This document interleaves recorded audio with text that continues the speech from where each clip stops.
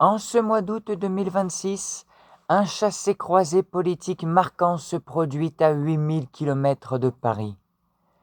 Les visites successives de l'ancien Premier ministre Édouard Philippe et du chef du gouvernement en exercice Sébastien Lecornu dans l'archipel de Mayotte. Alors que ce territoire ultramarin traverse une crise sécuritaire, sociale et migratoire majeure, cette séquence prend la forme d'un duel stratégique en vue de la préparation de la prochaine élection présidentielle. Bonjour et bienvenue à tous dans ce nouvel épisode d'AP et Politique, l'émission qui vous permet d'appréhender de façon perspicace les événements de la vie politique. Et aujourd'hui, nous évoquons le déplacement du maire du Havre dans l'archipel ce vendredi 21 et samedi 22 août. Édouard Philippe, président du mouvement Horizon, a choisi cette destination pour réamorcer sa présence sur le terrain après un début d'été discret. Sur le plan du calendrier, sa visite précède de quelques jours celle de Sébastien Lecornu, ce qui suscite des interrogations au sein de la classe politique. La démarche soulève en effet la question de l'arbitrage entre un engagement réel au service du développement local et la recherche d'une visibilité électorale à l'approche de la présidentielle. Pour marquer son passage sur l'île, Édouard Philippe a détaillé ses propositions d'action dans un entretien accordé à la presse locale. Pour répondre à la forte dégradation des conditions de vie à Mayotte à la suite du passage du cyclone Chido en décembre 2024, le maire du Havre prône une ligne très ferme sur l'immigration. Il propose un moratoire sur les voies d'accès à l'immigration à Mayotte pour toute la durée du quinquennat, y compris en matière d'immigration familiale, ainsi qu'une suspension totale du droit du sol à Mayotte pendant plusieurs années. Par cette prise de position, l'ancien Premier ministre vise à affirmer sa fermeté sur les enjeux de souveraineté et de contrôle des frontières. Avec cette stratégie, Édouard Philippe cherche à faire un coup double. Répondre à l'une des principales préoccupations de l'archipel, tout en adressant un signal à l'électorat de droite à l'approche de la présidentielle. Mais son initiative a suscité de vives réactions au sein de la majorité.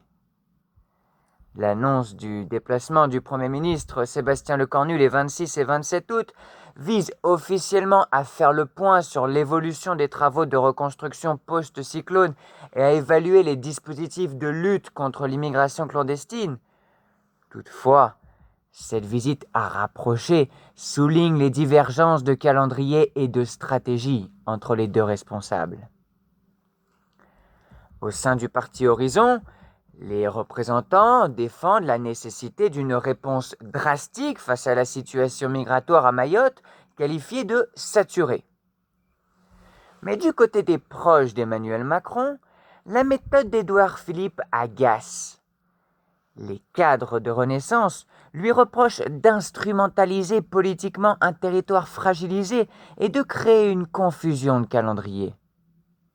Car oui, ce que ce chassé-croisé met clairement en évidence, c'est bien la compétition autour du leadership au sein de la majorité élargie. Face à ce ballet diplomatique, la députée de Mayotte, Estelle Youssoufa, exprime, et vivement même, sa profonde inquiétude dans les colonnes du Figaro quant aux multiples crises que traverse l'archipel. L'élu du groupe Elliott dénonce le décalage entre les discours de l'exécutif à Paris et la gravité de la situation vécue au quotidien par les habitants de l'archipel, confrontés à une forte pression migratoire et à une saturation chronique des services publics. La députée déplore notamment les retards, la faiblesse des crédits alloués et la lenteur de mise en œuvre du plan de refondation chiffré à environ 4 milliards d'euros.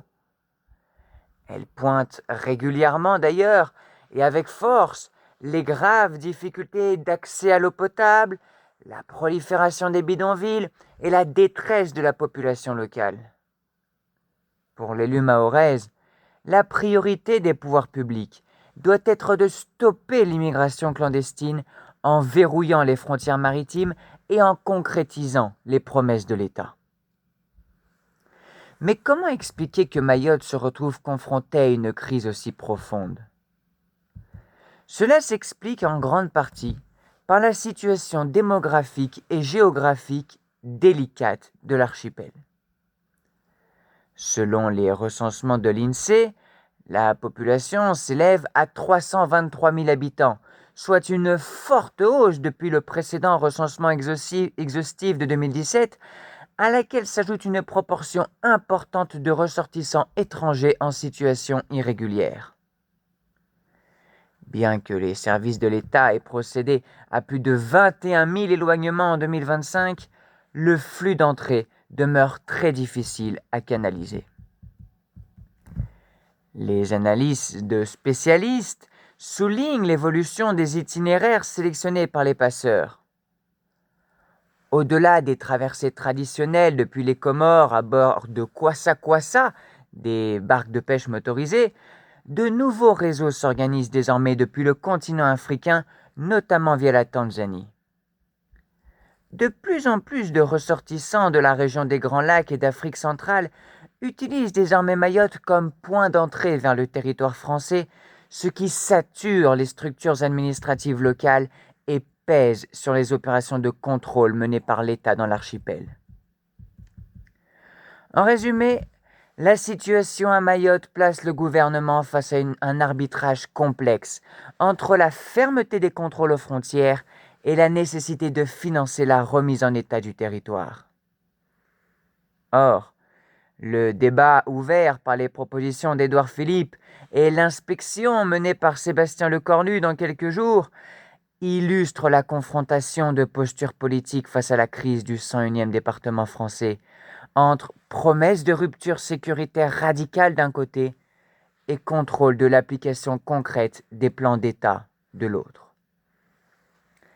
Les semaines à venir indiqueront si les engagements réaffirmés lors de ces déplacements déboucheront sur des mesures législatives spécifiques et sur un déploiement effectif des crédits de reconstruction.